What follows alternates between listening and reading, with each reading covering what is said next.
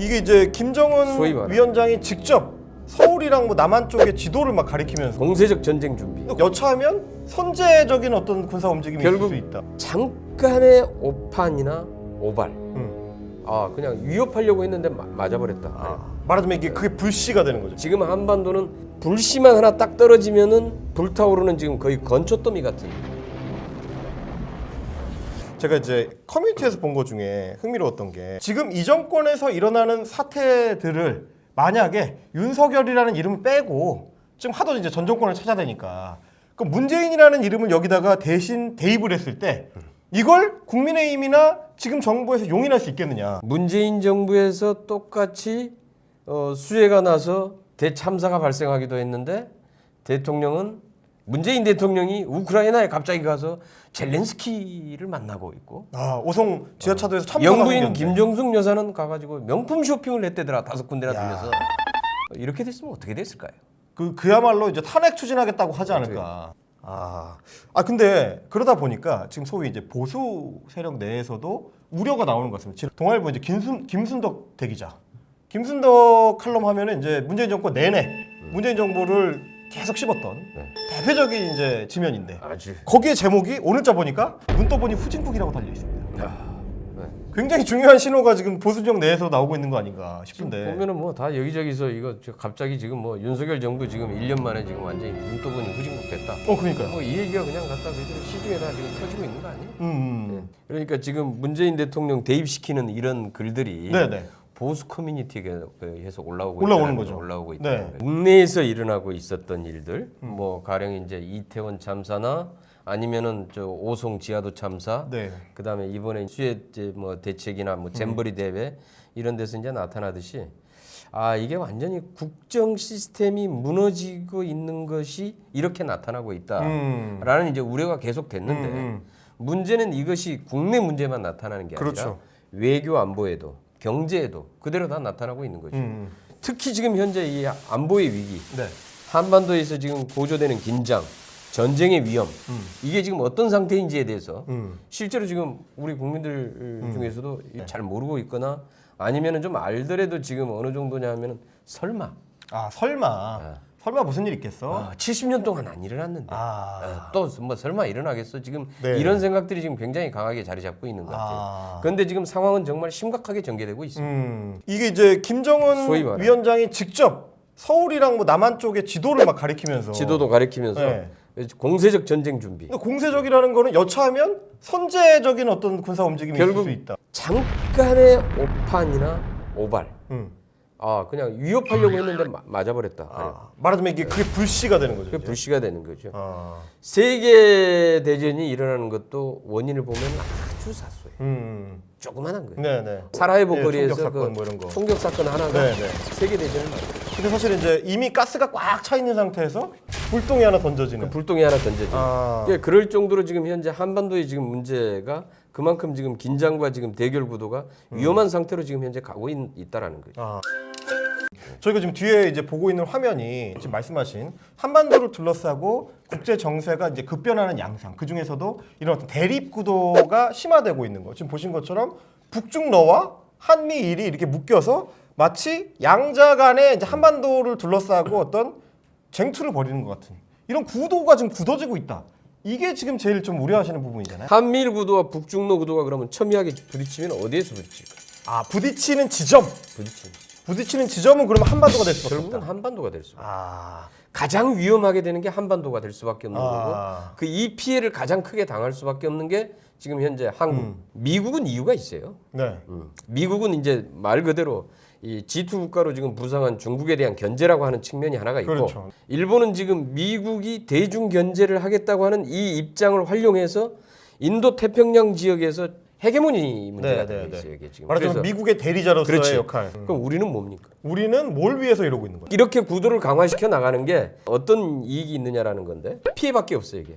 네. 아까 얘기했다시피 한미일 구도와 북중러 구도가 세게 부딪히는 지점은 한반도가 될 수밖에 없다. 네. 군비 경쟁이 더 치열해지고 긴장이 고조되고 그렇죠. 전쟁의 위험이 딱 높아진다. 지금 한반도는 불씨만 하나 딱 떨어지면은 불타오르는 지금 거의 건초더미 같은 그렇죠. 지금 상황이에요. 네. 미사일 도발의 지금 횟수를 보면은 지난 지금 윤석열 정부 1년 동안에 지금 도발했던 횟수가 네. 문재인 정부 5년 동안 이 도발했던 미사일 횟수보다 더 많아요. 지금. 전체 횟수보다 더 많다. 더 많아요. 이게 다시 미국의 전략자산 전개를 강화시키고 전략자산을 전개하면은 또 다시 이거보다 더 강한 미사일을 더 도발하고 지금 이게서 계속 지금 에스컬레이트 되고 있는 상황이에요. 그렇죠. 긴장이 계속 높아지는. 그러면서 지금 이제 지난번에 이제 발생한 것은 EEZ를 이제 넘어왔느냐 정찰기가 미국의 정찰기가 넘어왔느냐 안 넘어왔느냐 이제 이게 이제 논란이 되기 시작을 하고 북한의 입장에서는 다시 한번 넘어오면은 추락시키겠어. 쏴버리겠다. 이제 이러고 있는 과정이에요. 원래는 이제 북한하고 러시아가 뭐 아주 그렇게 친한 관계는 아니잖아요. 근데 최근 들어와서 급격하게 관계가 좀 밀착되고 있다. 그게 이제 북중로 구도 자체가 강화되는 것 자체가 구도를 만들어주니까. 아직까지는 그래도 북한이 핵 개발을 하는 거에 대해서 일정 정도 중국이나 러시아도 견제하는 역할을 해왔어요. 네네. 핵실험하면은 좋은 말 할 때 그만해라. 그만해라. 이러면서 이제 한마디씩 경고도 날리고 또 하면 이제 제재 들어간다 뭐 이런 거 하고. 이랬었고 그다음에 이 아직까지 이제 국제 제재에 일정 정도 러시아나 중국이 동참을 했단 말이에요. 네네네. 지금 그렇지 않아요. 이제. 북러시아 교육 규모가 점차 지금 굉장히 늘어나고 있어요. 회복되고 있다. 늘어나고 있어요. 네. 거기다가 지금 현재 그 러시아 국방부 장관이 쇼이구 국방부 장관. 북한을 방문했는데 그렇죠. 북한의 무기들을 다 이제 시찰을 하고 왔어요. 무기 네네네. 공장, 무기 공장. 이건 무슨 얘기냐? 살 수도 있다. 무기를 사겠다. 이런 의지를 비친 거고. 그렇죠. 쉽게 얘기하면. 네네. 그러면 이제 북한 입장에서는 무기 수출의 합법적인 통로가 열리기 시작. 북한이 마음 놓고 핵 미사일 개발할 수 있고 무기 증강시켜 나갈 수 있고 무기 개발해 나갈 수 있는 거죠. 그리고 여기에 대해서 그동안에 그나마 좀 그 견제하는 역할이라도 해왔던 중국이나 러시아가 이제는 견제가 아니라 묵인 또는 지원.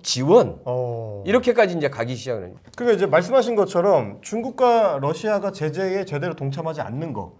그러다 보니까 더 압박을 할 수 있는 어떤 유엔 안보리 제재 같은 게 작동을 안 하고 있는 거 아닙니까? 그러니까 지난 3월달에 북한이 ICBM을 발사를 했다. 그렇죠. 이제 ICBM을 발사를 했는데 당연히 유엔 안보리에서 제재가 이루어졌어야 되죠. 그렇죠. 예. ICBM은 딱 철저하게 이제 지금 현재 핵 개발하고 ICBM은 못하게 금지되어 금지되어 있으니까. 그런데 아예 안보리 상임위에서 상임위 이사국이었던 러시아하고 중국이 반대를 해가지고 제재도 할 수가 없어요. 추가로.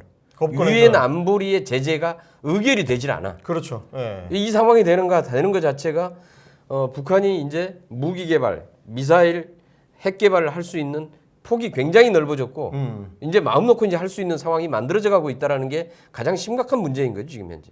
중국 견제한다고 지금 계속해서 이제 이 미국이나 뭐 이렇게 해서 일본 쪽에서 이제 치고 들어오면은 그래 그러면은 앞부분에다가 북한을 계속 전이대로 내세울 수 있는 거지. 그렇지. 내세우는 거지. 대신 우리가 뒤는 봐줄게. 뒤 봐줄 테니까 네. 질러. 이렇게 그렇게 할 수 될 있는 수도 거야. 있다. 지금 현재 그런 상황이 전개되고 있기 때문에 훨씬 더 위험하다는 거죠.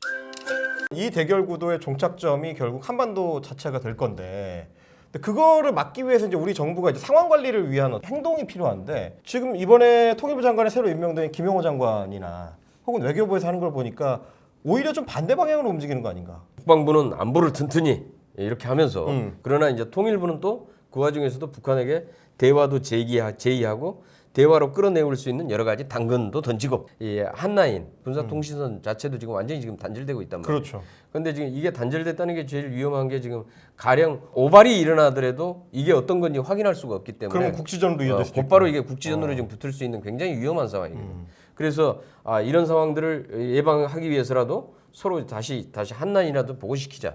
이런 것들이 이제 통일부가 이런 것들을 쭉 나서서 추진을 해야 되는데 해줘야 되는데 통일부 장관이 그런 걸 해 나갈 소신이나 대안 정책 대안을 가지고 있는 사람이 아니라 오히려 선제 타격, 전쟁 불사, 대북 대결 압박 이런 극우적인 인사를 갖다가 통일부에 앉혔다. 결국은 대화를 할 의지도 없고 교류 협력을 할 의지도 없고 통일부는 통일부대로 대결과 압박 구도를 강화시키자라고 하는 입장으로 지금 가 있다라고 거꾸로 볼 수 그렇다는 있는 거죠. 지금 현재. 근데 이제 이렇게 되면 어쨌든 국회의 견제 장치로서의 역할이 더 중요해지는 국면이 아닌가 싶습니다. 정부가 하도 저러고 있으니까. 외교안보라고 하는 게 거의 사실 행정부의 결정사항이고 그러니까요. 행정부의 정책 집행사항이라서 국회에서 할 수 있는 거라고는 내가 이제 21대 국회 들어와서 처음으로 발의했던 종전선언 촉구 결의안을 통과시켜서 남북 미중이 종전선언을 할 수 있도록 적극적으로 추진하도록 만들어내는 걸 할지. 네. 근데 할 생각이 없잖아.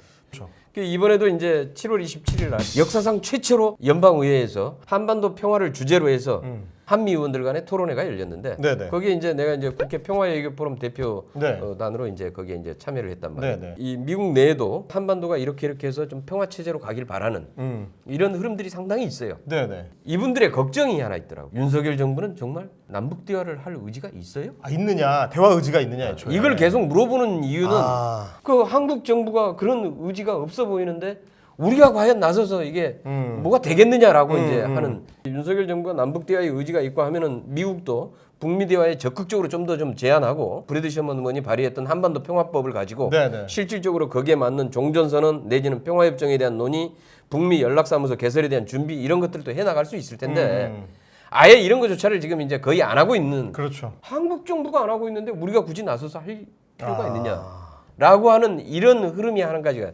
쭉 존재하더란 말이죠. 쉽지 않은 상황인데. 이 긴장이 고조되고 무력 충돌 지금 전쟁의 위기로 치닫고 있는 상황에 대해서는 이 정부에 대해서 대북 대화나 대북 관리를 적극적으로 나서서 하도록 국내 평화 세력들의 관심과 연대가 필요하다.